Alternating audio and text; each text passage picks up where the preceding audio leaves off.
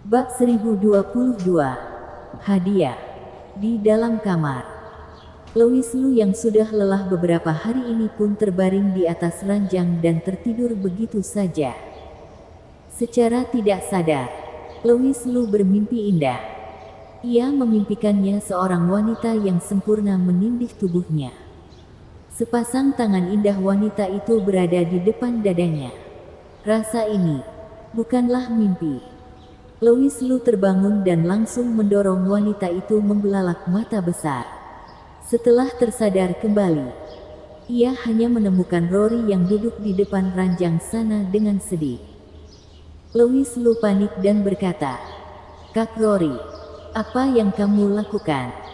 Rory menggigit bibirnya dengan matanya yang berkaca-kaca. Ia memandang Lois Lu dan berujar dengan sedih, "Kamu masih memanggilku kakak?" Ah, Lois Lu tertawa canggung. Ini dikarenakan terjadi terlalu mendadak. Lois Lu seketika tidak dapat reaksi kembali. Lois Lu langsung membawa Rory ke dalam dekapannya dengan menyeringai berkata, "Ada apa yang terjadi? Siapa yang membuat Rory kecilku marah?" Sepasang mata Rory memerah. Bulir-bulir dari matanya juga mengalir deras. Dengan mulutnya yang cemberut, ia memukul pelan Lois Lu, sehingga dirinya tampak sangat kecil dan sangat lucu. "Hah, awalnya aku lihat kamu cukup lelah beberapa hari ini dan ingin memijatmu. Tapi karena kamu sudah bangun, aku tidak mengganggu waktu istirahatmu dulu.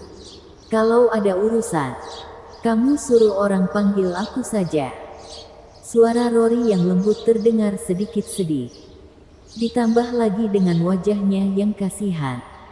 Hal itu pun membuat orang merasa kasihan.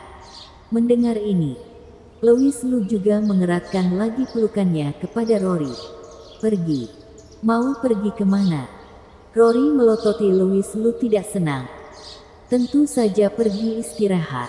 "Mau istirahat di mana? Bukankah di sini ada ranjang?" "Istirahat di sini saja." Lois Lu berpura-pura bodoh dan tersenyum menyeringai. "Ada apa? Kamu tidak mau tidur dengan suami?" Rory memukul pelan tubuh Lois Lu. Mukanya yang kecil juga tampak jelas sedang memerah. "Bicara sembarangan, Lois. Aku takut sekali." Lirih Rory yang tampak gugup. Lois Lu berujar penasaran. "Takut apa?" "Aku takut aku tidak bisa menjadi pemimpin negara yang baik. Atau tidak, kamu saja yang menjadi pemimpin negara ini." Rory berujar kepada Lois Lu dengan raut gugup. "Aku hanya ingin kita hidup bersama dengan bahagia. Aku tahu jelas bagaimana dengan kemampuanku. Percayalah kepadaku. Aku bilang kamu bisa, maka kamu bisa." Lois Lu menunjukkan senyuman polos. "Kalau begitu, apakah kamu boleh berjanji kepadaku? Setelah menyelamatkan Kak Hailey dan ibuku, kita hidup dengan tenang dan damai." Melihat Rory yang penuh harapan, Lois Lu membalas pelan, "Memehaem. Untuk apa kita bahas ini di malam panjang seperti ini?" Usai berkata, Lois Lu langsung menindih Rory di bawahnya. Malam berlalu tanpa kata-kata. Keesokan harinya, di depan istana ibu kota kerajaan api suci pun sudah penuh dengan orang dan sangat ramai.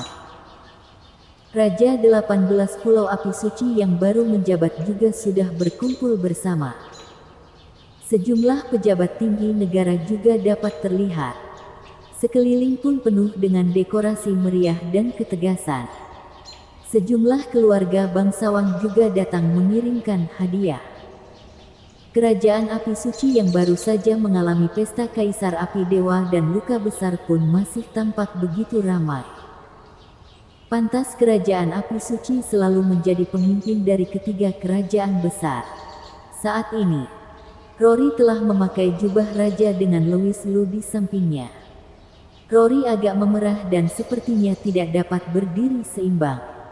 Lois Lu bertanya dengan perhatian, "Ada apa, Rory kecilku?" Rory melototi Lois Lu tidak senang. Kamu masih ada malu menanyainya? Kalau bukan karena kemarin malam kamu. Louis Lu terkekeh. Meski hari ini Rory akan menjabat sebagai raja, namun di sini masih ada banyak orang yang merasa tidak puas. Namun melihat Wugrikin ketiga kakak adik itu sudah menerima, yang lainnya tentu saja tidak berani banyak bicara. Apalagi popularitas Louis Lu sekarang ini benar-benar sangat tinggi. Raja 18 Pulau Api Suci yang baru menjabat juga sudah bersiap-siap dari lama. Mereka semua tahu jelas bahwa sebentar lagi sudah mau mulai perang. Semua orang pun mulai mencoba dan ingin menunjukkan kontribusi sendiri di hadapan raja baru ini. Setelah raja ini menjabat, kabar pertama yang diumumkannya adalah menyerang kerajaan Falling Snow. Meski sudah ada beberapa menteri yang mendapatkan informasi, namun masih ada banyak orang yang tercengang mendengar perintah tersebut. Yang mulia, kerajaan kita masih luka berat. Jika sekarang pergi menyerang kerajaan Falling Snow, bukankah kurang pas? Benar. Sekarang adalah saat-saat kita memulihkan negara kembali. Keuangan negara kita tidak cukup untuk perang lagi. Jika kita memulai perperangan besar, bisa saja kita jatuh bangkrut. Benar. 3 kerajaan besar ini sudah berdiri bersamaan untuk waktu yang lama. Jika kita memecahkannya begitu saja, pastinya bukanlah sesuatu yang baik. Wugrikin di samping tersenyum dalam hati dan berbatin. Mau kita bertiga setuju, tapi masih ada begitu banyak menteri tidak setuju. Jangan-jangan kamu mau tetap menyerang kerajaan Falling Snow? Louis Lu, kamu memiliki kekuatan yang mengerikan. Tapi memangnya kamu bisa mengatasi masalah keuangan negara? Bisa saja malah menjadi sebaliknya. Sebagai seorang wanita, Rory semakin tidak tahu harus mengatakan apa lagi. Masalah terbesar sekarang ini adalah tidak ada uang. Tidak ada uang. Untuk apa perang? Ketika orang-orang berdiskusi, saat ini pun terdengar sebuah suara yang membuat semua orang terkejut. Raja Air tiba. Raja Air. Semua orang terkejut. Di sini ada begitu banyak orang tahu bahwa kerajaan air langit dan kerajaan api suci ini tidak akur sama sekali. Kini, Ratu sudah menjabat posisi sebagai pemimpin negara. Maka kedatangan Raja Air yang tidak diundang ini pastinya juga tidak hal baik sama sekali. Wugriki semakin terkejut. Raja Air, untuk apa ia datang kemari? Wugrikin tentu tahu jelas bahwa hubungan antar Raja Air dan Louis Lu ini cukup baik. Hanya saja kerajaan api suci dengan kerajaan air langit baru saja terjadi perselisihan yang begitu besar. Bukankah kedatangan Raja Air ke sini akan menimbulkan banyak kebingungan? Detik selanjutnya, Dok membawa 5 tetua besar dan segerombolan pasukan tentara berjalan ke dalam istana dengan aura kuat. Wendrakin maju selangkah berdiri di atas panggung dan bertanya kepada Raja Air. Raja Air, untuk apa Anda datang kemari? Dok langsung berujar. Kemudian ratusan pasukan membawa kotak besar dan kecil masuk ke dalam, tanpa ada yang menghalang sama sekali. Sepertinya segala ini sudah diatur baik-baik oleh Louis Lu. Hari ini kakak iparku menjabat sebagai pemimpin negara. Aku tentunya datang kemari untuk memberi ucapan selamat. Kerajaan air langitku membawakan emas sebanyak 1 miliar kemari. Selamat atas kenaikan kakak ipar. 1 miliar emas. Wugrikin bertiga terdiam. Para menteri juga terdiam. Seiring kotak terbuka, batang emas yang bersinar juga langsung memasuki mata. 1 miliar emas. Pengeluaran kerajaan api suci setahun saja tidak sampai 780 juta. Apakah kerajaan air langit ini mengeluarkan semua dana kerajaannya? Apalagi seorang Raja Air bisa-bisanya memanggil ratu mereka sebagai kakak ipar. Semua orang mendaratkan pandangan kepada Louis Lu. Sebenarnya seberapa besar kemampuan Louis Lu ini? Sebenarnya siapakah ia? Tidak hanya membuat Raja Air merendahkan diri di hadapannya, bahkan juga membuat Wugrikin kakak adik bertiga mengalah. Dengan kemampuan seperti ini, Rory yang sebagai ratu sudah pasti jadi. Siapa lagi yang berani menyinggung? Melihat kedatangan Dok yang kebetulan menyelesaikan kekhawatiran Rory, Louis Lu pun tersenyum berkata, "Terima kasih banyak atas hadiah Raja Air untuk mengatasi masalah kita." Dok memasang wajah kebingungan. 1 miliar ini hanya hadiah saja. Selain itu, masih ada 1 miliar lagi. Bersambung. Bab 1023. Kekuatan hukum. Mendengar ucapan Dok, para menteri hampir mau menyemburkan darah. Mereka pernah dengar kalau kerajaan air langit itu sangat kaya. Tapi ini kaya sekali. Sekali mengeluarkan uang, langsung 2 miliar. Apakah kamu yakin kamu datang kasih hadiah? Atau ingin membeli satu kerajaan api suci? Raja air banyak uang sekali. Master dari 12 pulau air langit, 18 pulau api suci dan juga 30 orang dewa bumi tahap puncak. Kerajaan air langit ditambah Dok ada 6 master dewa surgawi dan kerajaan api suci memiliki 4 master dewa surgawi. Totalnya jadi ada 10 master dewa surgawi. Master peringkat suci dan apoteosis juga lebih banyak lagi.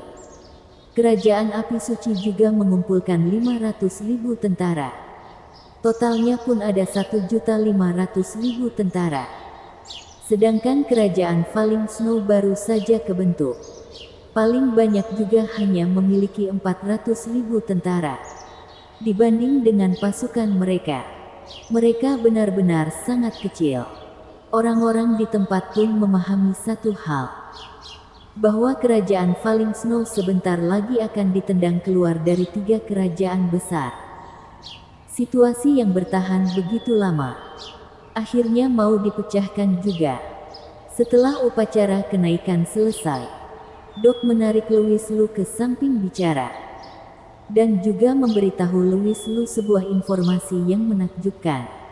"Saudara Louis, keberangkatan kali ini kamu harus hati-hati."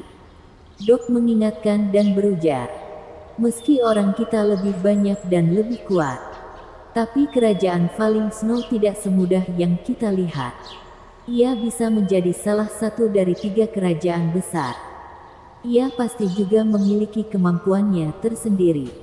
Buku sejarah mencatat bahwa dalam ketiga kerajaan besar ini ada banyak keberadaan ras iblis.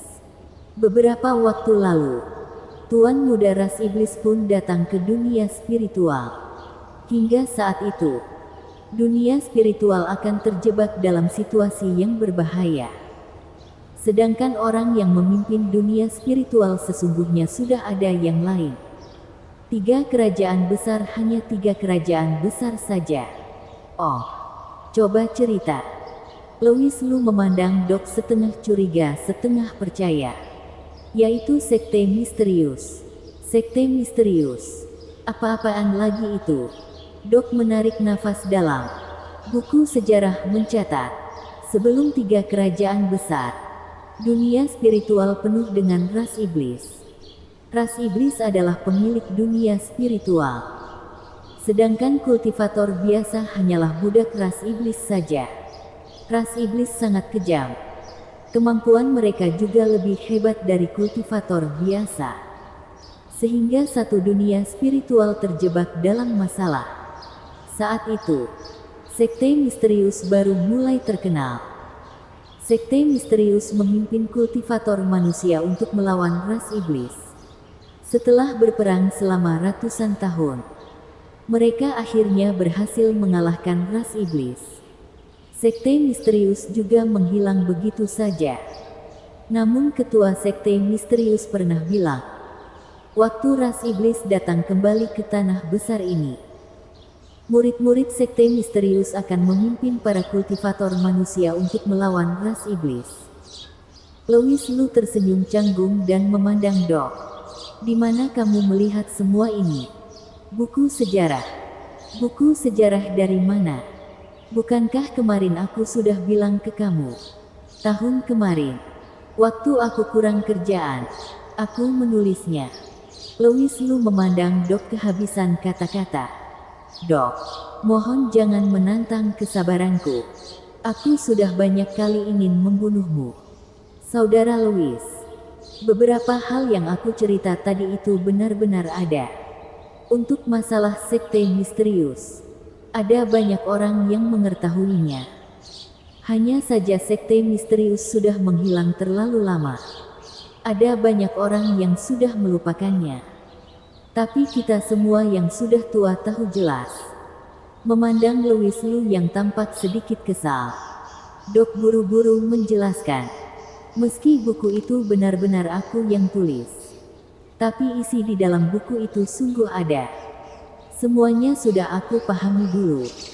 Baru aku catat ke dalam. Baiklah. Oh iya. Bagaimana dengan tubuhmu? Louis Lu mendadak bertanya.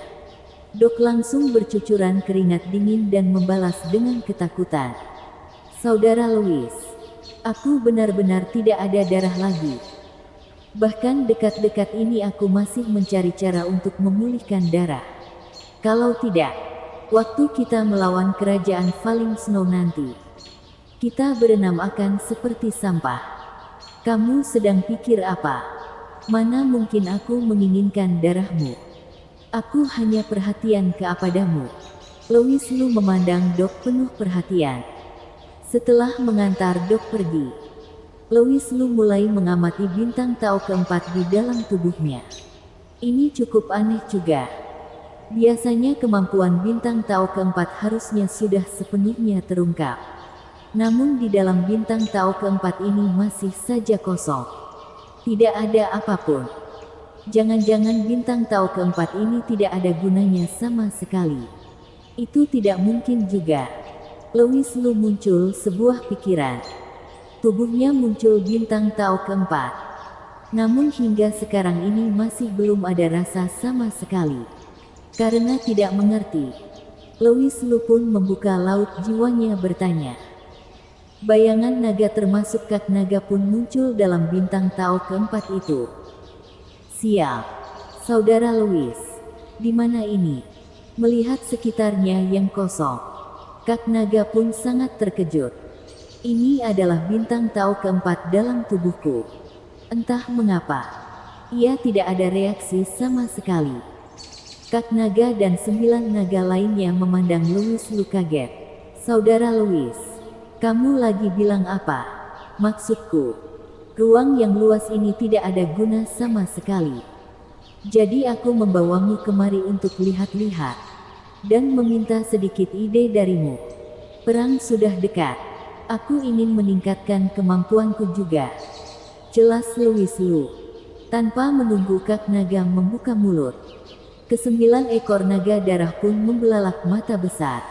Ini, kekuatan macam apa ini? Kekuatan ini benar-benar tiada lawannya. Melihat ke-9 ekor naga, Louis Lu bertanya dengan penasaran. Mengapa aku rasa kalian semua agak ganjil? Kak naga menarik nafas dingin. Kemudian matanya langsung bersinar dan berujar dengan semangat kepada Louis Lu. Saudara Louis, ruangmu yang kosong ini sungguh hebat. Mengapa kamu bilang seperti itu? Aku dapat merasakan tubuhku yang memulih kembali dengan cepat. Aku tidak lagi bermimpi. Bukan. Kalau terus begini, kita kakak adik bersembilan bisa saja bangkit kembali. Mendengar kata-kata kak naga, Louis Lu terdiam. Pantas bintang Tao keempatnya ini tidak pernah bereaksi sama sekali. Karena dirinya tidak dapat merasakannya.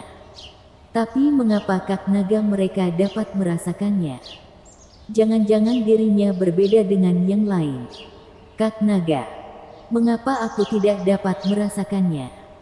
Louis Lu bertanya dengan kebingungan. Kak naga yang masih terkejut pun berpikir sesaat. Untuk ini, aku juga kurang tahu. Tapi baru saja masuk ke dalam ruang ini. Aku pun dapat merasakan sebuah kekuatan yang membantuku memulih dengan cepat, serta membentuk kembali tubuh dan jiwa dewaku. Aku dapat memberitahumu dengan jelas bahwa kekuatan ini adalah kekuatan hukum. Kekuatan hukum. Apakah itu? Louis Lu bingung. Bintang Tao keempat ini terdengar sangat hebat. Namun sepertinya bagi dirinya tidak berguna sama sekali. Memasuki peringkat suci perlu paham akan kekuatan surgawi. Sedangkan master tingkat Dewa Emas ingin menerobosnya lagi. Maka mereka perlu akan kekuatan hukum. Tapi sudah begitu lama. Orang yang menerobos tingkat Dewa Emas dan memahami kekuatan hukum itu hampir tidak ada sama sekali. Tapi kekuatan hukum ini sepertinya hanya bisa dipakai dalam ruangmu ini saja. Namun ini sudah cukup juga. Louis Lu kebingungan mendengarnya. Seperti mengerti namun tidak mengerti lagi. Sebenarnya apa gunanya kekuatan hukum ini? Kak Naga berseru. Yang paling mudah adalah kekuatan hukum ini dapat membantu orang memulih kembali dengan cepat. Merupakan senjata terbaik untuk memulihkan luka. Bisa-bisanya begitu hebat. Kalau begitu, aku pergi dulu, Kak Naga. Aku masih ada urusan. Kalian di sini dulu saja. Kamu mau kemana? Aku pergi cari Dok dan kelima kakak adik itu. Bersambung.